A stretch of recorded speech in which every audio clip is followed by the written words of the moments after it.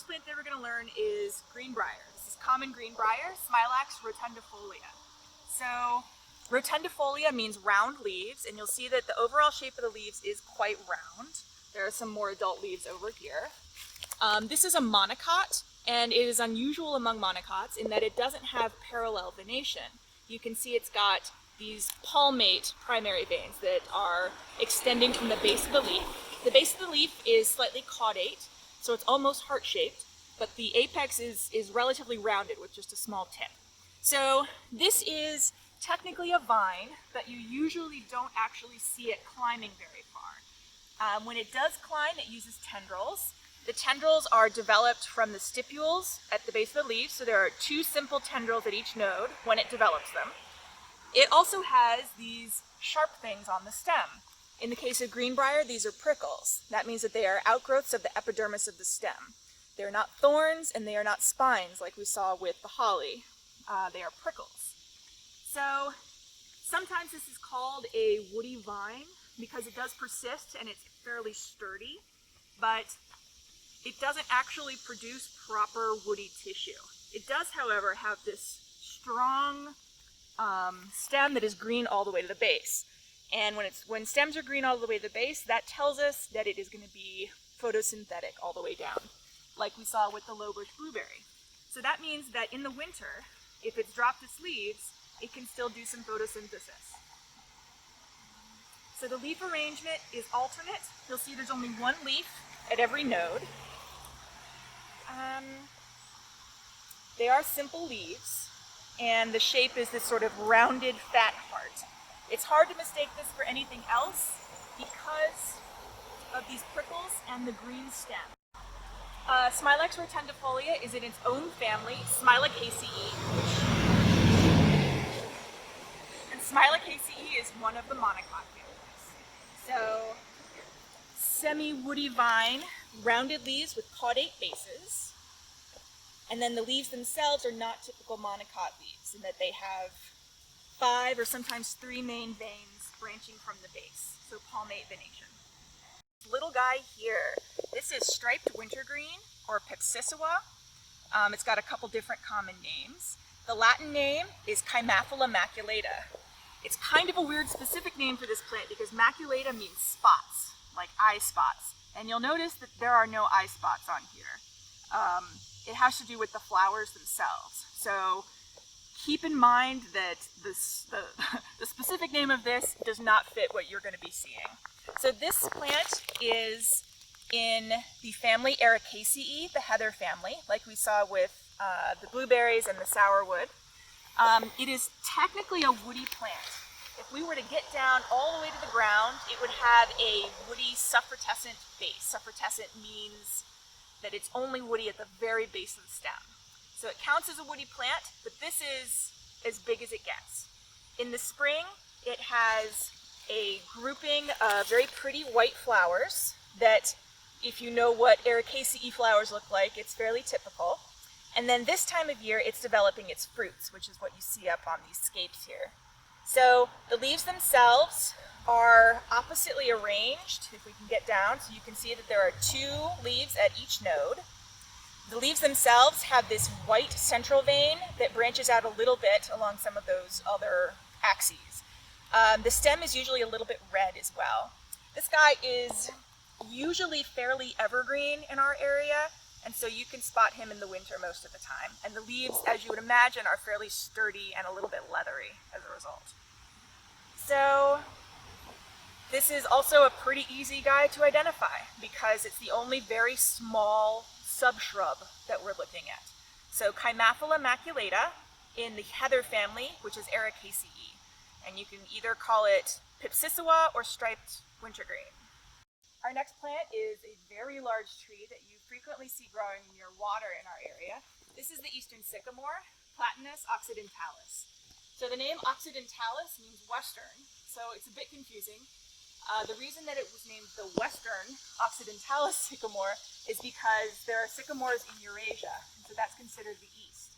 So what we've got here is a very large tree, and it is in the Platanaceae, which is the plane tree or the sycamore family. They have very large leaves.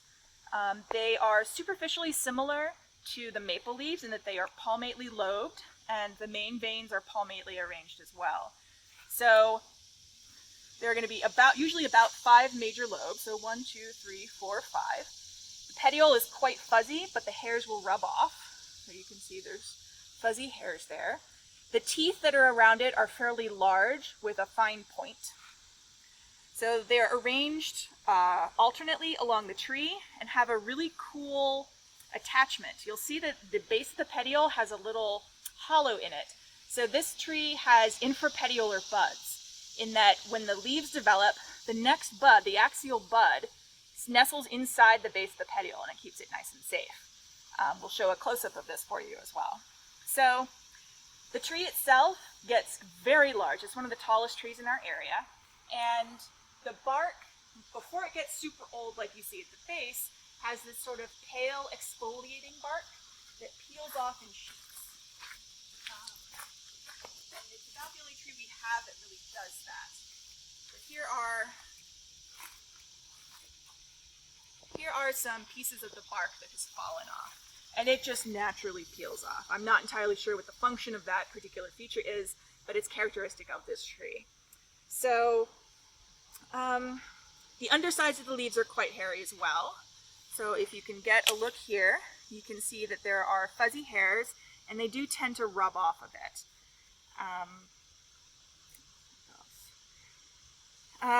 Again, this is about the only thing we've got that has this big, vaguely maple-looking leaf that is this large. It's a very large leaf, and that has these very acuminate tips to all those teeth and lobes. They're very finely pointed.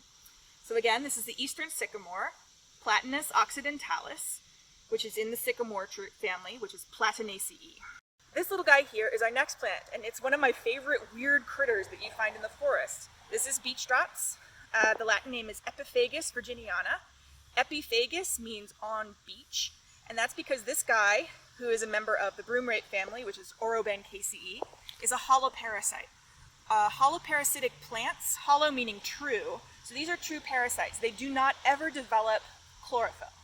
Instead, they connect to the roots of a beech tree by these special root structures called haustoria. Haustoria basically sneak in and steal nutrients from the beech tree.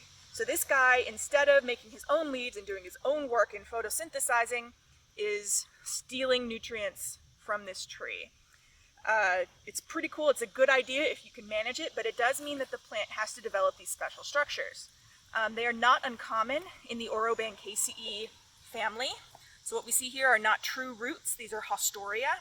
So they are reaching down to try and connect with the fine feeder roots of the beech tree. So, and the beech tree. And you'll see that the beech tree is right there. So if you ever want to find this guy, go find a beech tree, and a lot of times you'll see a lot of them around it. The structures that we actually do see here, these are flower stems. The plant still needs to be pollinated, so it has to send up some sort of flower structure. So the flowers are kind of browny purple.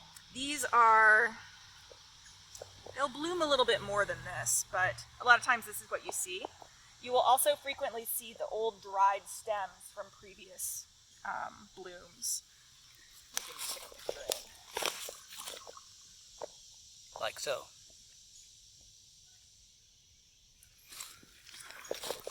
And so if we give you this plant, this is all it's going to be. There will be no green anywhere because it's holoparasitic and has no chlorophyll. So these are the flowering stalks that will be pollinated and develop fruit. And so they're fairly inconspicuous as far as flowers go. I'm not sure what pollinates them, but it's probably flies or beetles or something that doesn't care about coloration. So beech drops, Epifagus virginiana, in the Orobanchaceae family, which is a family with a lot of parasitic plants. Our next plant is the slippery elm, Ulmus rubra. It is in the elm family, Ulmaceae, and you will notice that the leaves have some similarities to the winged elm that we saw earlier. It has doubly serrate leaf margins, though they're harder to see. So right here by my thumb is one big serration, and you can see that there are smaller serrations along it. It still has neatly pinnate secondary veins, so they go straight from the mid-vein all the way out. They branch just before the tip. Texturally, it's quite scabrous or rough on the upper surface, and both scabrous and sort of softly hairy on the bottom. It's sort of a weird texture. The leaf base is very oblique, which is sort of what we saw with the winged elm. And it also has that long acuminate tip. So the common name for this plant is slippery elm, and that's because underneath the bark it has this sort of mucilaginous gooey inner layer, and that has been traditionally used as a cough suppressant for many years, so you will still see slippery elm cough drops pretty frequently. This plant is native and it grows usually in moist places. This particular individual is growing right on the bank of a creek. While they can be small trees, and this particular individual is a small tree, they can also be pretty shrubby. So sometimes they do stay lower to the ground. Ways to identify this. Texture is a big one. So if you want to use texture, we will try and include that in the notes on the quiz. These weird margins that are sort of roughly doubly serrate, but hard to see. Acuminate tip, and this extremely oblique leaf base. They're alternately arranged along the stem and have quite short petioles. And that's about it for this guy. This is Ulmus rubra, or slippery elm, in the elm family, Ulmus or Ulmaceae. All right, our next plant is our first non-native plant that we're looking at. This is an Asian plant that was either brought here ornamentally or was accidentally transferred. This is Chinese yam, or sometimes air yam. So it's Dioscorea polystachya. So it is in the yam family, which is Dioscoreaceae. So it's a twining vine. It's herbaceous. You can see that it doesn't actually grow its own tendrils. It just wraps the whole stem around things.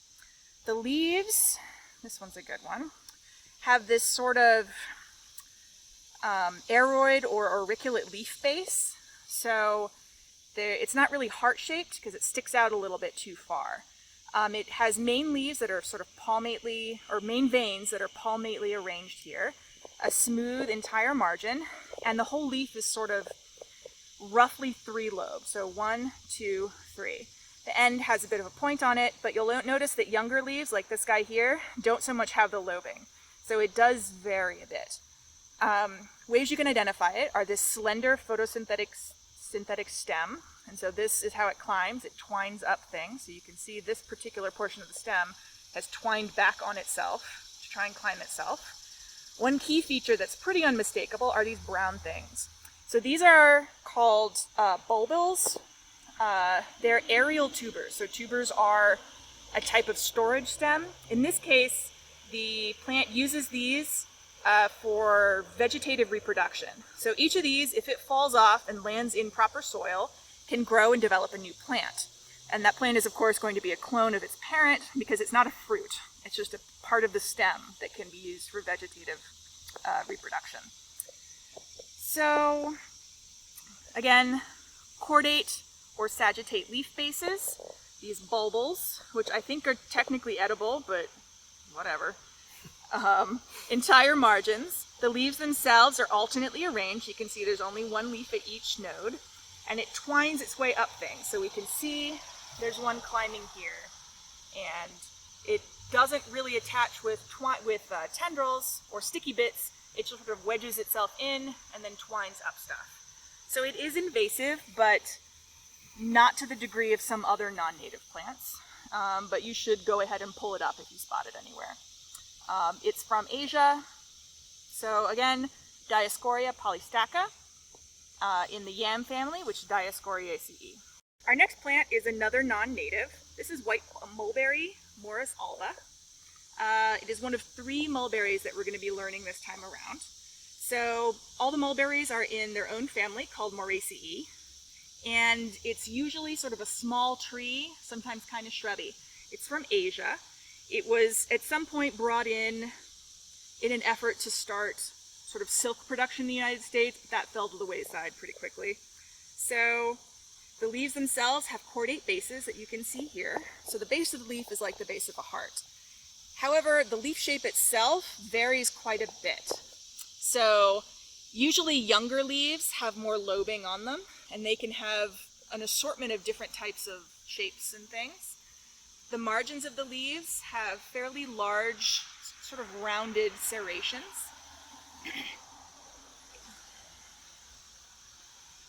We're going to compare it with two other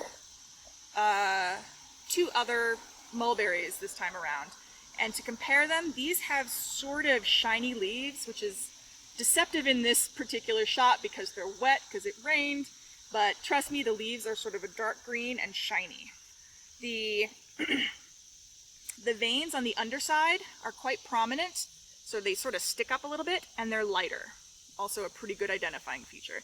Usually they are a little bit rough, but these are not particularly rough because it rained. So the leaves themselves are smaller than the red mulberry that we're going to look at in a bit. So keep that in mind. So as far as differentiating it between the other mulberries, shiny upper leaf surface and smaller leaves. Our next plant is yet another non-native plant. This is common periwinkle, known as Vinca minor. It's in the dogbane family, which is Apocynaceae. It's a pretty cool family, but this guy is a pretty unruly representative of it. So this was originally brought to the United States as a landscaping plant because it has all the traits that we like in landscaping plants. It grows in the shade, in the dry. It covers difficult to garden places and has beautiful sort of pale periwinkle blue flowers in the very early spring or late winter. The only problem is it spreads like crazy. So this guy spreads vegetatively absolutely everywhere. You don't really see it out in the middle of nowhere very much because it doesn't spread via seed.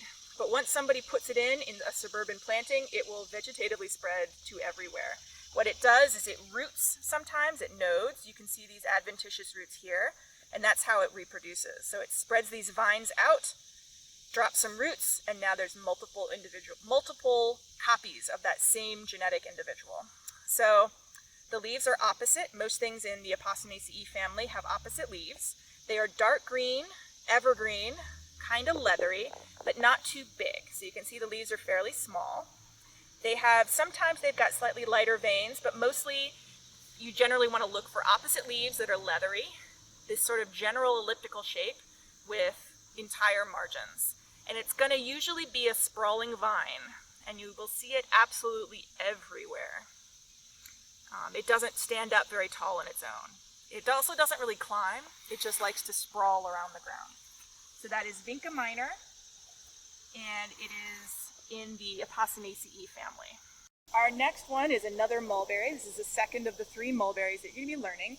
This is paper mulberry. It's in a different genus. It's Broussonetia papyrifera, but it's still in Moraceae, the mulberry family. It's another one that was brought in because they thought they were going to start a North American silk trade, but that didn't really happen. This one's usually very easy to identify because it is so fuzzy soft. If you look at the undersides, they're almost white because they have so many hairs on them. The leaves are similarly weirdly shaped. The ones on this branch sort of alternate between having 3 lobes, and then there's one with a 2-lobe mitten shape right here. So these guys are scabrous, so they're rough on the top, but super soft, hairy on the bottom. This is usually sort of a small shrubby tree. It's not all that common, but where you do find it, you'll often find several individuals. So the common name, the paper mulberry, has to do with the bark, and we'll insert some good pictures of the bark for you because this individual does not have great pictures. So you'll notice if you look up the stem here that the young leaves sometimes have multiple lobes, but then sometimes they are just regular cordate shape. So the shape is going to vary a lot. A lot of times in sunny leaves, the leaves that are growing in bright sunshine will have more lobing, which is a similar strategy to what we see with the oak leaves that grow in the sun and the shade. So again, it's got pretty large leaves when you compare it to the white mulberry that we saw. It's got pale, fuzzy undersides of the leaf, rough upper surface, and these extremely long petioles. And the petioles are also very, very fuzzy. So weird bark, long fuzzy petioles, and then these big leaves that are fuzzy light on the bottom and then rough on the top. So that's pretty much all you need for Broussonetia papyrifera. Alright, so another weird thing about this guy is that it has these sort of basically opposite leaves, which is not what you normally see with mulberries, but it's what we've got here. And you'll notice that the nodes are very asymmetrical in that the nodes produce one really large leaf and then one quite small one. We see that sometimes, and particularly on this individual. All right, our next plant that we can see poking out of this big thicket of plants here, this is a maple, believe it or not. This is Acer negundo, the box elder, also sometimes called the ash leaf maple. So the first thing you'll notice when you think of it as a maple is that it has compound leaves. It has pinnately compound leaves that usually have 3 to 5 leaflets. So when it only has 3 leaflets, it kind of looks like poison ivy. Huh. Well, the way you tell the difference is that this is a shrubby tree or a large shrub, and it usually has green stems like this, which is not really what you see with the sort of scrubby vine that is poison ivy. Additionally, you're also going to find a lot of leaves that have 5 leaflets like this guy here. So because it is a maple, it has opposite leaflets. So there's going to be 2 leaves at every node.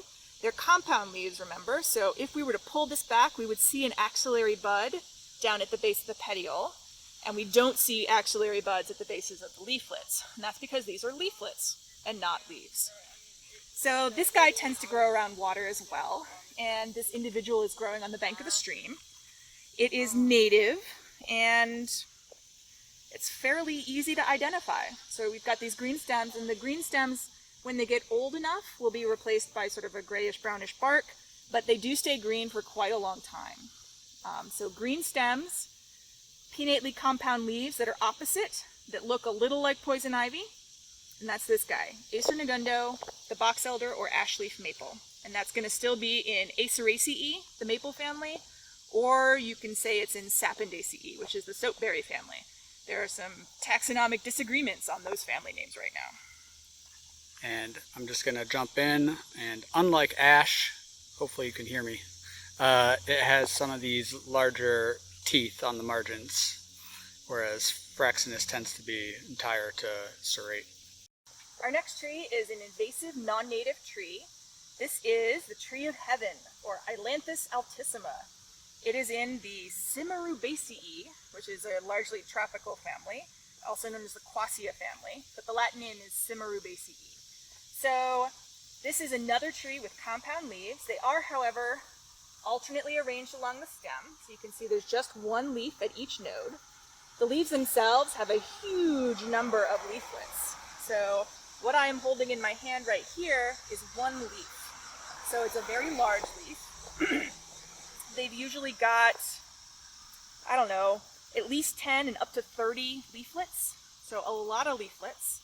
The leaflets themselves are pretty distinctive. You'll notice that for the most part, they have entire margins until you get to the base, where they usually have a few small rough teeth, sort of, maybe 2 to 4 teeth. Each of the teeth has a little gland on it. So you'll see this tooth has a little green spot. So that's a gland. So this particular tree, if you take a look at those leaflets, is easy to identify. The stem is also very thick and beefy. You can see how thick that stem is. It never gets more delicate than that. So this is an invasive plant that has some pretty flowers, and so it was grown ornamentally, and now it has escaped. And now it is absolutely everywhere. Another identifying feature that during actual field trips, we usually will crunch up a leaf and have people smell it. It tends to smell bad, but in a different way to different people. I've heard people say that it smells like rancid peanut butter or really old, like, movie popcorn. Those are the 2 most common ones that I've heard. I think it just kind of smells real bad. So, tree with a very thick, stout twig, long compound leaflets, or long compound leaves with 10 to 30 leaflets, sometimes more. Bad smell, and then the leaflets are the best identifier because they are entire except at the base, where are these, 1 to 2 rough teeth on either side, each with a gland at the tip. So that's Ailanthus altissima, the tree of heaven. Our next plant is yet another Asian invasive. This is Chinese Wisteria, which is, the Latin name is Wisteria sinensis. It's in the pea and bean family, so Fabaceae. Like many members of that family, it's got compound leaves. So you can see this leaf here is pinnately compound. All of this that I am wiggling with my thumb is 1 leaf. And if we were to look at the base, we would see there's an axillary bud there, and that's how we can tell. So Wisteria usually has 9 to 13 leaflets. They are entire, so they have smooth margins. And you'll notice if you look, sometimes the leaflets have what are called stipules on them. So if you see at the base of this leaf, sort of right over my finger, there's a little bit of tissue there, pale bit of tissue. This is the equivalent of a stipule, except on a leaflet itself. Not always there, but something weird that does show up. So Wisteria sinensis is an invasive vine that somebody planted, many people planted, as an ornamental garden plant many years ago. It has absolutely beautiful flowers in the springtime. It's one of the first things to bloom. It blooms before it leaves out, so it's very eye-catching. It has dangling clusters of light purple flowers, and you've almost certainly seen it in the spring. It's very beautiful. The downside, though, is that it escapes into the wild very readily. It reproduces both vegetatively and by seed, and as a result, it makes its way all over the place. So 9 to 13 leaflets is usually standard. They are usually sort of elliptical with a long, narrow point. This particular individual is using another tree. It's using a paper mulberry to climb its way up towards the treetops in standard vine fashion. You will notice that it doesn't have tendrils, it instead is a twining vine. So it just twines around everything. The long, delicate tips that you see, the growing ends, like what we see here, will grow very long and slender, and they are just flailing about in the air trying to find something to twine around. So Chinese wisteria, woody vine, invasive, from Asia, 9 to 13 sort of round leaflets with an acuminate point. And it's a twining vine, alternate leaves, and it's in the family Fabaceae, or the bean family. So this is another non-native plant. This is an herb, though. This is Perilla frutescens, and its common name is either beefsteak plant or shiso, or sometimes Chinese basil. As the name implies, it was introduced as a herb for cooking. If you are an aficionado of Japanese food, you will probably recognize the name shiso. These are very traditional garnishes and flavorings for certain kinds of sushi, and so you will find both the green variety here and a more red version used a lot there. This is our first member of the mint family in Lamiaceae, and this plant has a lot of traits that are very common in that family. So first of all, it's got opposite leaves. Right here, this can be a little confusing in that these two are the leaves, and these are axillary branches. So basically, those axillary buds, the original axillary buds, decided that instead of just a leaf, they were going to grow a full branch. But there are 2 leaves at this node. The leaves themselves are arranged in a decussate fashion. So that means that when you move from one node to the next, they rotate 90 degrees. So this pair down here is oriented this way, and then this pair up here is oriented 90 degrees rotated. So that is extremely common in the mint family. The leaves themselves are soft. They actually taste pretty good. They are roughly ovate in shape with some very large teeth and an acuminate little narrow tip down there. So this plant also has a square stem. So if we were to take a very sharp blade and cut it, in cross-section the stem is square shaped in cross-section. So the veins, you'll notice, are depressed a little bit into the surface, so you get some of that quilted appearance, which is what we saw with the false nettle. So in general, Perilla frutescens in the mint family, Lamiaceae, it's non-native, it's got these opposite decussate leaves, and it tastes pretty good. Not like mint, but it's sort of herby, and you can eat it. It's cool. I maybe shouldn't have eaten this one by the side of the road, but it is fully edible. Try sticking some in your salad. It's non-native, but not super duper invasive. You don't see it all over the place. There just happens to be a good-sized colony here in Battle Park. But no flowers on this one. We'll include a flower. It has a very characteristically mint flower called a verticillastre, and it will produce them at the terminus, but also sometimes from the axils of the leaves.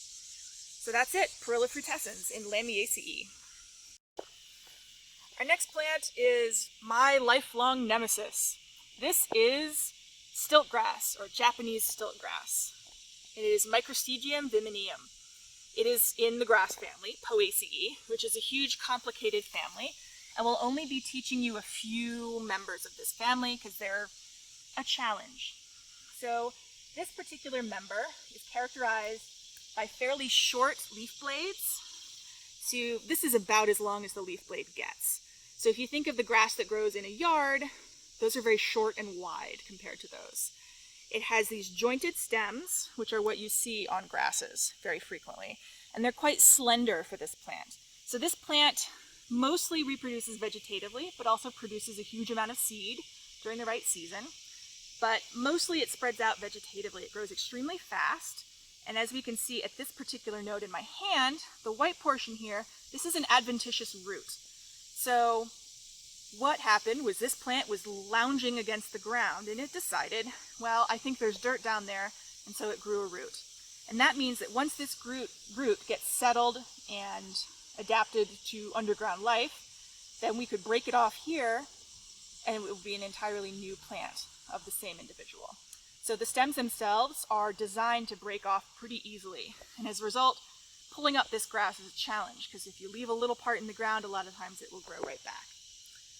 The leaves themselves, it's going to be hard to see it on this wet individual, but usually the midrib of the leaves is sort of a pale shining color. So if you look at it in the light, you can see it sort of glints silver.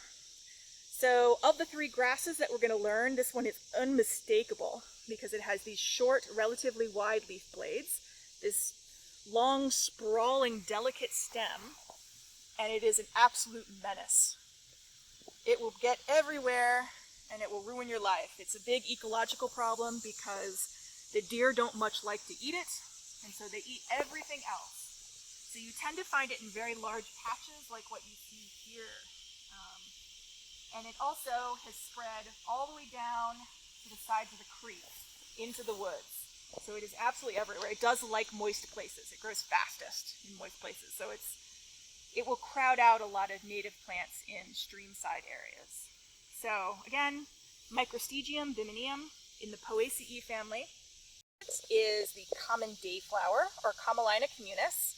So this is in its own family in Commelinaceae. It is a monocot, and it has somewhat monocotty looking leaves. It does have parallel venation, though they're wider than a lot of more strap-like monocot leaves that we're used to. Conveniently, these are in bloom. They have weird flowers. You'll notice that it has two sort of big showy blue petals, and then it has a third, more subdued, pale petal underneath. Get away from those mating stink bugs. It's got sort of a white, nondescript petal underneath. I believe Dr. Weekly talked about the story of this family, that there were three Commeline brothers, and so the one who was not really a good botanist got the third petal. So these have fairly typical monocot sheathing bases. So you'll see the base of the leaf has, instead of having a proper petiole, it sheaths around the stem. So this is the base of the blade of the leaf, but then the sheath goes down to this node here. So it has a sheathing base. The flowers, as we mentioned, have 3 petals and parts and are usually subtended by what we call a bract. This is a leafy structure that encloses something, often a flower. So you can see this, that when we open up the bract, it's heart-shaped, and this is where a flower used to be before it bloomed and finished being pollinated. So Commelina communis, monocot herb with sheathing stem bases, roughly ovate leaves, sort of jointed, slightly succulent stems, and not sure whether we will actually have the flowers on the exam, but hopefully. You'll also notice here that the undersides of the leaves are kind of glaucous, so they're much paler, sort of a bluey, whitish cast to it. Our next plant is a native tree that can get to be pretty large. This is the black walnut, or Juglans nigra. It's in the walnut family, so Juglandaceae. And that's the same family that the hickories are in. So it develops into this very large tree. The leaves themselves are compound. So this right here is a single leaflet. They usually got more than 10 leaflets, but not too much more. So this one's got 11, it looks like. The leaflets themselves have some fine serrations on them, and that's how you can tell it apart from some of the other things we've looked at. The twigs are usually quite stout. This one is pretty small and slender for a walnut. Inside, they have pith, which is a usually softer sort of inner portion of the stem. And walnuts are interesting in that the pith that they have is spongy, and it's separated into little chambers. So you can see here, it's got this brown spongy stuff that collapses if you squish on it, and it's separated into little chambers laterally along the stem. So black walnut is closely related to the English walnut, which is what you eat commercially. This does produce fruit, however. This is the big fruit. It ripens. First it has this green outer husk. When it ripens, it turns dark black. When you pull the husk off, you get what we think of as a walnut. This is a portion. So inside the husk, the nut meat, or the endosperm of the fruit, is in here. This one has already been gnarmed through by a rodent, it looks like. Probably a squirrel or a rat or a mouse or something. So, usually big twigs, compound leaves with more than 10 leaflets, but not as many as Tree of Heaven, as you've seen. So the way to tell these leaves from the hickory leaves is that they have more leaflets. Remember, the hickory Caryatomentosa had a maximum of 7 to 9 leaflets, whereas this one is going to have more than 10. So chambered pith, presence of these wonky nuts that are similar but not identical to hickory nuts. They are alternately arranged on the stem, and they leave pretty large, sort of characteristic looking leaf scars. You can see that sort of heart shape from the vascular tissue. So the vascular trace on those leaf scars is sort of a heart shape. So again, Juglans nigra, alternate pinnately compound leaves with more than 10 leaflets, chambered pith, giant nut fruits, and this interesting leaf scar. Our next plant is sort of a medium to large shrub. It's native. This is mock orange, or Philadelphus inodorus. Philadelphus inodorus. It's in the hydrangea family, which is called Hydrangeaceae. Like most members of that family, it's got opposite leaves. It's one of the main characteristics. The leaves themselves are fairly nondescript. They have sort of irregularly toothed margins.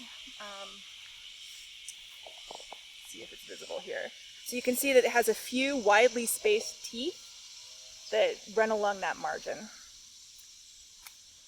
Let's see. What else we got here? The bases of the leaves usually will have 3 main veins that come up. So you'll see near the base of the leaf, there's this central vein and then these 2 veins on the side. So 3 main veins towards the base of the leaf is useful. Like many members of the hydrangea family, it has some interesting and showy flowers. This one looks like it bloomed this year, and the remnants of the flowers and the developing fruit are present right here. It was originally called mock orange because the flower reminded somebody of an orange flower, and thus the name was developed. So, shrub, sort of neatly opposite leaves, like very neatly spaced. The stems kind of look almost jointed. There's a little stipular scar at the base of the leaves that runs around the twig, so you can see that little scar there. So, hydrangea family, Hydrangeaceae, neatly opposite leaves, irregular, widely spaced teeth on the margins, and it is a native shrub. Our next plant is another non-native. This is honeysuckle, or Japanese honeysuckle to be more specific. This is Lonicera japonica, and it's in the honeysuckle family, which is Caprifoliaceae. So, as the name implies, this is a non-native. Somebody brought it over because it had pretty flowers, and now it is absolutely everywhere. We have some native honeysuckles, but they're nowhere near as common.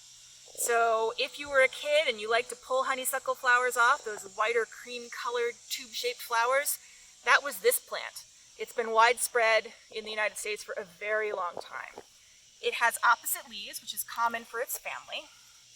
The leaves themselves are usually Sometimes they're evergreen, sometimes they're deciduous. Sort of depends on the climate and the weather. For the most part, the leaves are opposite and they are entire. So you'll see no lobing or teeth, but young leaves, particularly those growing in the sun, sometimes have a bunch of weird teeth or lobes on them. So for the most part, you won't ever see a plant that has only the weird leaves. So make sure you look for the regular entire margined versions. When they get old enough, they will develop this sort of orangey brown stem. They are a twining vine, so they climb by wrapping around stuff. And they also will root at the nodes. So a lot of times you'll see them reproducing by just sprawling on the ground here and then sending some roots out at the nodes to make a new clone. It's a pretty invasive plant. You will find it everywhere. It's very common throughout the United States in basically most non-desert and non-mountain areas. The young stems and petioles can be a little bit fuzzy. We'll show a close-up to indicate that because it can be hard to see with this camera. But opposite dark green leaves that are usually entire, young stems and petioles are fuzzy, and it is a super invasive woody vine, though it doesn't get woody most of the time. So you see a lot of it in this particular shot. So that's Linicera japonica in Caprifoliaceae. This is our third and final mulberry. This is the red mulberry, or Morus rubra. This is our native mulberry. So this is the one that was originally here and that apparently they thought they couldn't do a silk industry with. So Morus, as the genus implies, is going to be in the family Moraceae, which is the mulberry family. This is the third and final one we're learning though, so good luck with this one. The leaves are larger than the white mulberry. They are quite scabrous on the top, like very scabrous. Like, you see my thumb move, it's just getting stuck on those little rough hairs. The upper surface is not shiny, which can be difficult to tell in this particular picture, but we will make sure that you have pictures on the quiz that are better representative of that. So again, it's got these sort of large, slightly rounded teeth along the margins, a cordate base, and an acuminate tip. However, this guy does not very frequently produce those super lobed leaves. Sometimes young leaves will have lobes, but it's much less common. So if you see a mulberry that only has these heart-shaped leaves, it's probably going to be the red mulberry. So the way we ID this is we compare it with the other mulberries. It's still got those opposite leaves, and they still have a cordate base, but the petioles, oh yeah, they are alternate leaves.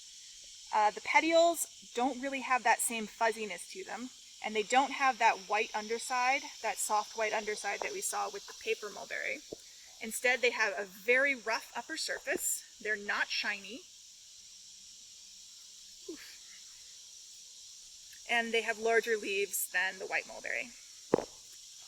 So that's Morus rubra in Moraceae. So our next plant is another herb. This is a native herb.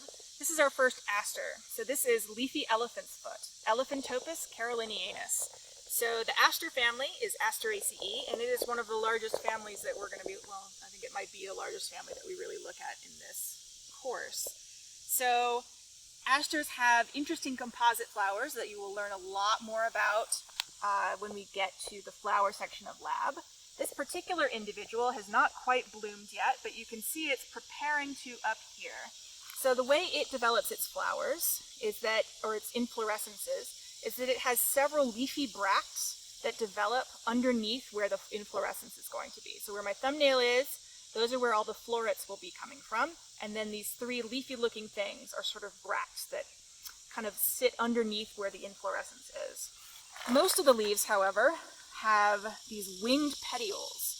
So these down here are particularly striking. You can see that the blade tissue extends all the way down to where it connects to the stem. So we call that a winged petiole. So there are other varieties of Ailanthus that you'll probably see when you do your INAT work. This is the one, Ailanthus carolinianus, that has cauline leaves. So the other Ailanthus that you're going to see only has basal leaves, but this one has stems that have regular cauline leaves So, winged petioles is what you're mostly looking for, and you'll see that they have large, sort of rough serrations along the margins, and the leaves themselves are sort of generally elliptical in shape. We will try to insert a photograph of one of the inflorescences because they're kind of cool looking. But this is our native leafy elephant's foot, Ailanthus carolinianus in Asteraceae. The leaves themselves are also usually a bit hairy, or kind of rough hairy. And that's it. Our next plant is another native herb, and it's another member of the legume or pea and bean family. This is Amphicarpia bracteata, or hog peanut. So this is a much more typical member of the bean family than those that we've seen before. It has trifoliate compound leaves. They are pinnately compound in that if we get a close-up here, you'll see there's a little joint at the base of the petiolule of this terminal leaflet. That's indicating that there is both a petiolule and a rachis. So this lower part is the rachis. So the leaflets themselves are usually pretty entire margins, and this right here is the largest Amphicarpia bracteata leaf that I've ever seen in my life. They usually have relatively small leaves, with the leaflets being quarter size or smaller. You'll notice that the terminal leaflet is symmetrical, whereas the lateral leaflets are asymmetrical. So this guy is a slender climbing vine. He twines up stuff. You can see how curled these branches are because I peeled it off another plant that it was climbing. So the extremely slender stems is my preferred diagnostic for this plant. It's about the only bean we have that climbs by twining these extremely slender stems. It has very typical Fabaceae family flowers, but they have not bloomed yet. This is where that flower is going to be when it blooms. It'll probably be blooming in the next few weeks.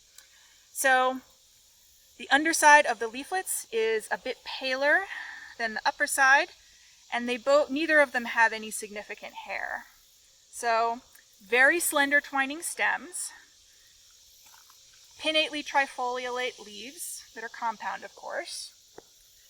You will sometimes see flowers in the axils, but you can't guarantee it. And that's about it for this guy.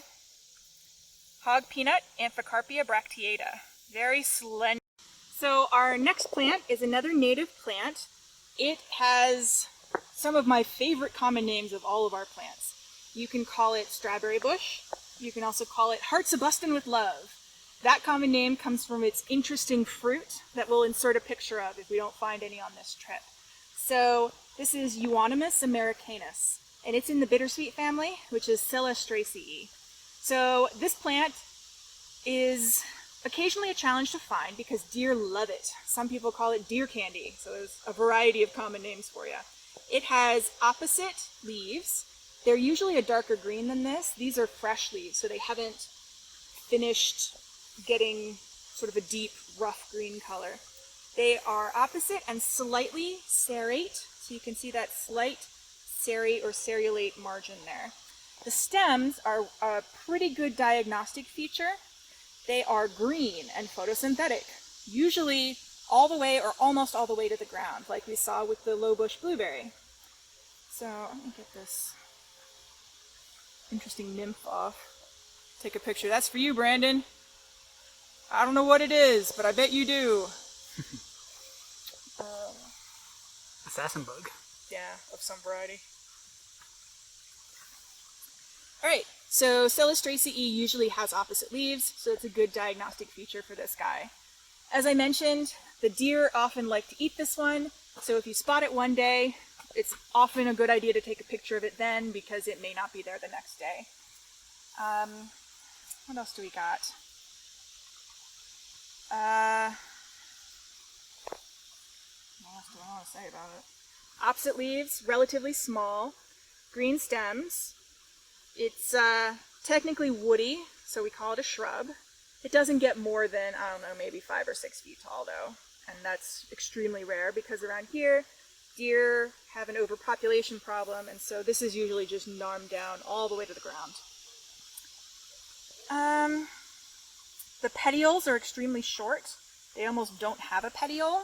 You'll notice these extremely short petioles. So there's almost nothing there. So very short petioles, opposite leaves, dark green, and green stems all the way to the ground. Our next plant is another herb, and this is another member of Fabaceae. You'll notice that the leaves are familiar. This is Hyalodesmum nudiflorum, or the naked tick trefoil. So you'll notice that the leaves, shape-wise, are compound, and they're very similar to what we saw with the hog peanut leaves. They are also pinnately trifoliolate. So as we saw with hog peanut, they have both a rachis and a terminal petiolule. What's interesting about this plant is that it has a very different growth habit than the hog peanut. You can see it's not a vine. It has a stem that rises from the ground and then a bunch of leaves clustered at the top of that stem. So the leaves themselves are usually a little bit rough on the top, and they're generally quite a bit larger than what we see with the hog peanut. So these are almost all larger than a quarter, rather than smaller than a quarter, which is what we usually see with the amphicarpia. So the reason that this plant gets called naked tick trefoil, and its species name is nudiflorum, is that it sends up a separate stem for its flowers. And that's what we see here. So right here is one of the flowers. They are fairly standard Fabaceae flowers, in that they're bilaterally symmetrical. Once those flowers get pollinated, they develop a type of fruit called a legume. And the legumes of this particular member of Fabaceae divide up into segments that break apart. And these are called loments. The loments themselves have sort of little hooked hairs on them, so that once they're ripe, if an animal or a person passes by, those hooks attach to fur or clothing, and so people and animals will take those seeds to a new site and allow it to spread. So again, the nudiflorum comes from the fact that this whole stem is the flower stem and there are no leaves on it. So leaves do not grow on the flower stem. You only get this little, the separate stem of leaves. So leaves and flowers are on separate stems, but again, we have this rough surface on these trifoliolate leaves. The leaves themselves are clustered at the top of the plant's main stem, and this is usually what you see with it. There'll be one stem that has a bunch of leaves on it, and then one stem for all of the flowers. So Hyalodesmum nudiflorum in Fabaceae, the naked tick trefoil. Our next plant is a shrub. It can be pretty big, but right here we have a small one. This is witch hazel, Hamamelis virginiana. It's in its own family, the witch hazel family, and that family is Hamamelidaceae. This is a usually pretty easy to ID shrub because of the shape of the leaves. You'll notice that they are basically crenate. They have these extremely large rounded teeth. So we don't have a whole lot of plants with these big crenate margins, and that's this guy. So witch hazel usually grows in somewhat drier habitats, but right here is next to a stream, so not always a good indicator. Leaves are alternate along the stem, as you can see here. Basically, the best ID for this guy is those leaf shape. The leaf bases are also oblique, so asymmetrical. You can see this side here is lower than the other side. Lower than the other side. That's about it for this guy. People often use a tonic made from witch hazel as an astringent for skincare, so you'll see that a lot, and that's this plant that it comes from. So this is our native witch hazel, Hamamelis virginiana, and it's cool because it blooms in the winter. So witch hazel. Up next we have our final magnolia species that we're doing. This is the umbrella magnolia, or Magnolia tripetala. The species name tripetala refers to the flowers, and it is the wrong season for flowers, so that is not how we're going to identify this one. It's very similar in growth habit to the Magnolia macrophylla. You can see it is a tree, and the leaves tend to be clustered towards the tips of the stems. So they form kind of an umbrella. The way you tell the leaves apart, though, is you look at the leaf bases. So instead of having that auriculate leaf base with those flaps of leaf tissue, we have a cuneate leaf base, which is, cuneate means wedge-shaped, or sort of triangular. So similar buds, valvate, big, similar leaf sort of arrangement, alternate but clustered at the tips. But it's the leaf bases of this one that will tell them apart. This particular tree is usually more common in the mountains, but sometimes we get it down here like this one. They don't particularly like the dry areas, which is why this one is kind of near a creek, and there's a couple individuals down here as well. So Magnolia tripetala. The undersides are a bit glaucous, but they often will have some hairs under there. These aren't particularly hairy, but a lot of times the undersides will be a bit hairy. Mostly it's that leaf base that you'll be able to ID this one by. And like all magnolias, it's got those circumferential stipular scars that we can see here that travel all the way around, wrap around the stem. So Magnolia tripetala. It is usually a small understory tree, and it likes to grow near water. This is Carpinus caroliniana, or the American hornbeam. It's also known as musselwood or blue beech or mussel tree.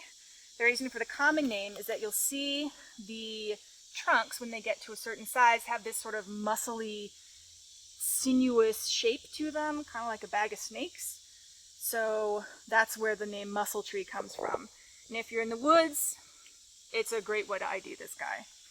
However, you won't necessarily have a picture of that for the exam, and so you'll want to be looking at the actual leaves and twigs. This guy is in the birch family, Betulaceae, and it has a couple traits that are pretty characteristic of that family. So we've got alternate leaves that have these sometimes doubly serrate margins. So they've got, this one's better for that. So they've got big serrations and then smaller serrations along them. The way you ID this particular species is look how unbelievably slender those twigs are. They are just delicate little baby things. And so if you see a leaf that is alternate, has double serrations with incredibly slender twigs, it's probably going to be this guy. The tip is fairly acuminate, so it comes to sort of a longer point up here, which is going to be a good ID. And it's pretty simple there. We're going to compare this with another member of the family that has slightly different characteristics. So for this one, remember double serrations and extremely delicate twigs. And that's probably all you'll need. So this is Carpinus caroliniana, or the American hornbeam. Our next member of the birch family is Ulmus seriolata. This is tag alder. So tag alder also likes to live in wet places, usually along the sides of streams. It is also in Betulaceae, the birch family. It has very different leaves from Carpinus. You won't see those double serrations. It just has sort of very fine, almost seriolate margins. What you will notice is that the twigs are much stouter. It doesn't have those super dainty, delicate twigs. They're more normal. This one happens to have some inflorescences on it. We can't count on that on the ID, but you will see those a lot this time of year. The stipules often will stick around more.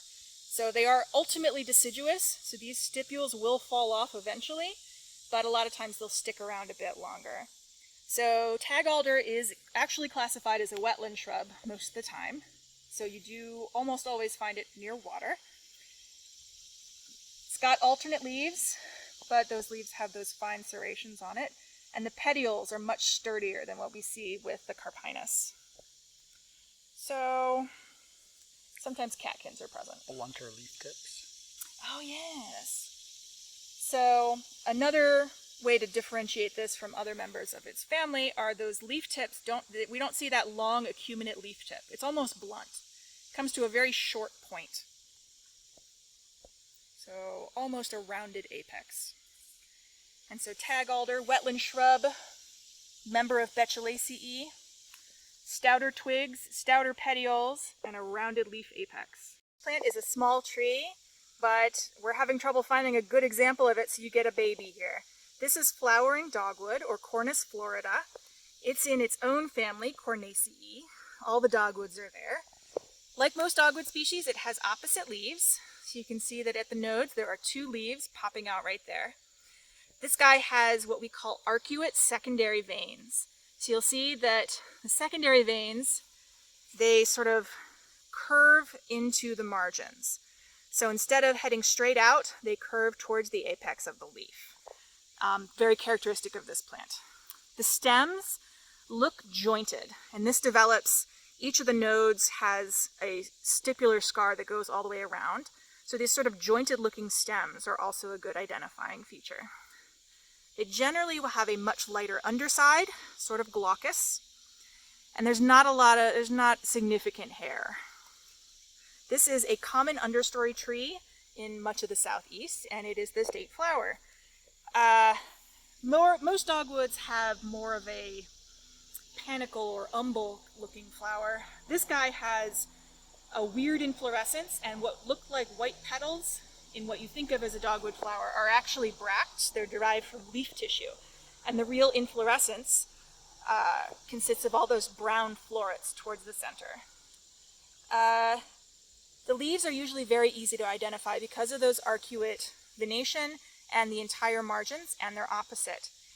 As a young tree, it is an understory tree. It usually doesn't get very big and it doesn't live for very long. And currently it's being threatened by a non-native fungal disease called dogwood anthracnose, so it's not really as common as it used to be.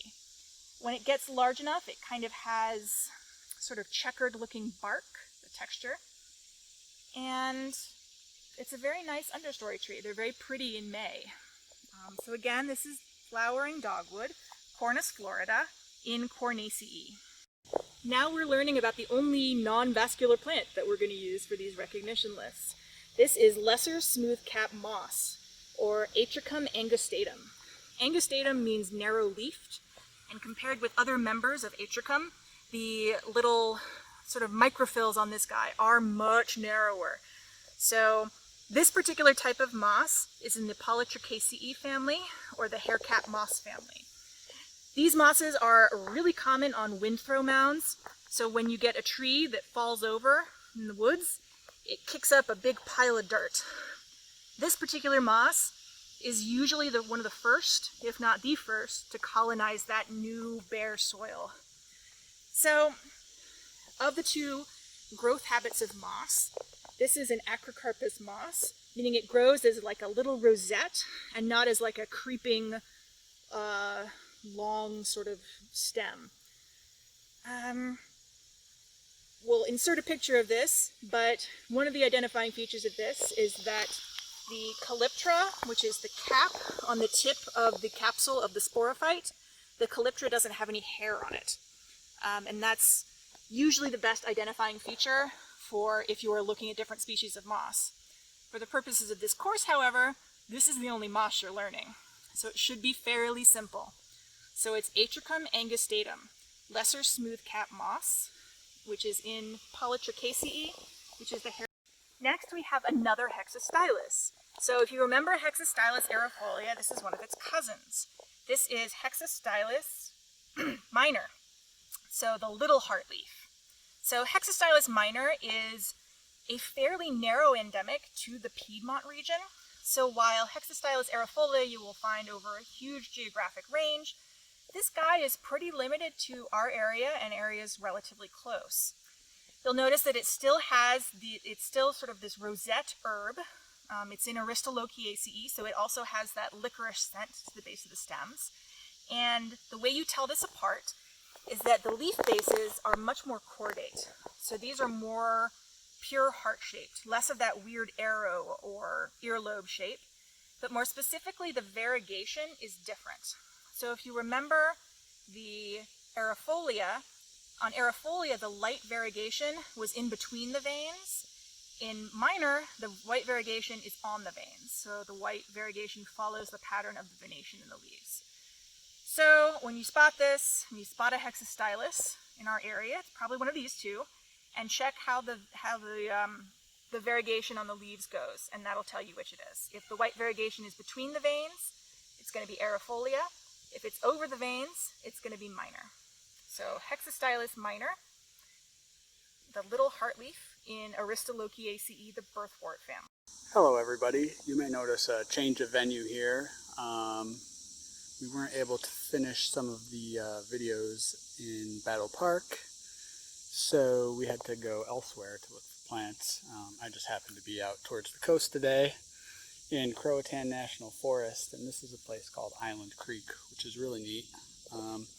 Anyway, even out here in the middle of nowhere, we have one of our reckless plants, an invasive non-native species called Ligustrum sinensis.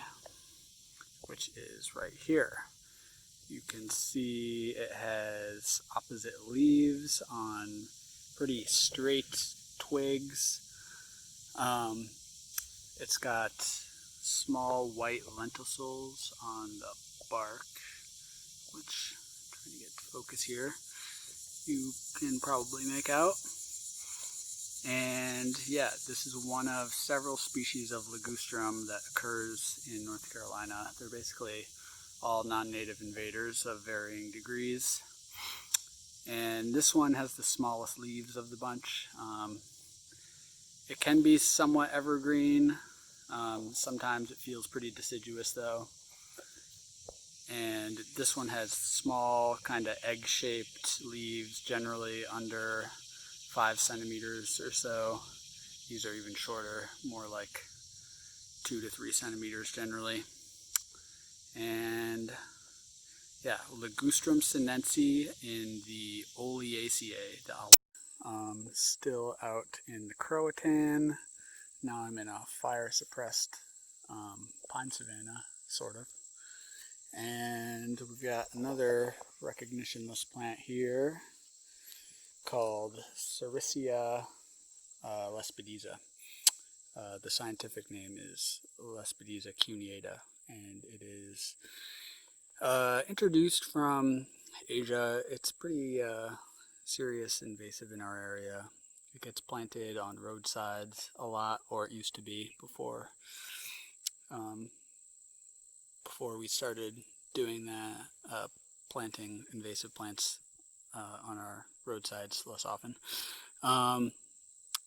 It has pinnately trifoliate leaves. You might recall Joe making the distinction between pinnately and palmately trifoliate leaves with the differentiation between the rachis and the petiolule, which if you look at this closely it will have. Its leaves are kind of squared off and widest towards the tip, if you can see that, and it has many leaves on kind of a wand-like stem, and you'll see this basically everywhere on roadsides. Not much else to confuse it with besides other Lespedeza, but other Lespedeza have leaves that are not squared off at the tip like this, or widest towards the tip. It'll often be growing right with other Lespedeza, such as this right here. It's growing right next to some, I believe this is Lespedeza virginica. You can see the shape of the leaves of this one is quite different. So just be careful when you're IDing it. Lespedeza virginica, Lespedeza cuneata. And this is a bean, so it's in Fabaceae, and it'll have kind of cream and blue colored flowers towards the tip when it's... Hello everybody, I am at Catfish Lake in the center of the Croatan with all the trash to look at another one of our recognitionless plants. Here's this stuff right here. This is called Ambrosia artemisiaefolia. There's a few eyes in there, a few more eyes than you think it needs. This is readily identified by the alternate and highly pinnately dissected leaves on kind of fuzzy stems. And this plant is also called common ragweed, and it is responsible for everyone's hay fever allergies. All the pollen this produces, and this is quite common throughout the state. Yeah, so these leaves are pinnately dissected and lobed, so, and at multiple levels, so they're divided once, and then they're divided again, and then almost a third time. And this is a pretty distinctive plant, not much else to confuse it with besides, I guess, some of the carrots might look superficially kind of similar. But yeah, aster family, Asteraceae. So Ambrosia artemisifolia in Asteraceae. This is Sassafras albidum, aka sassafras, in the laurel family, Lauraceae. It is generally a small understory shrub or small tree in our area with alternate leaves. So you can see them oriented on the twig here. And the leaves are quite variable in shape. You kind of get these double mitten shape, just entire leaves, or a single mitten kind of shape, all on the same branch. And sometimes the leaves can be quite a bit larger than this too. They're a little bit glaucous, whitened on the underside, and when you crush them up and give them a sniff, they'll smell a little bit like citrusy or oranges. And I think that's about all I got to say on this one. So Sassafras albidum in the Lauraceae.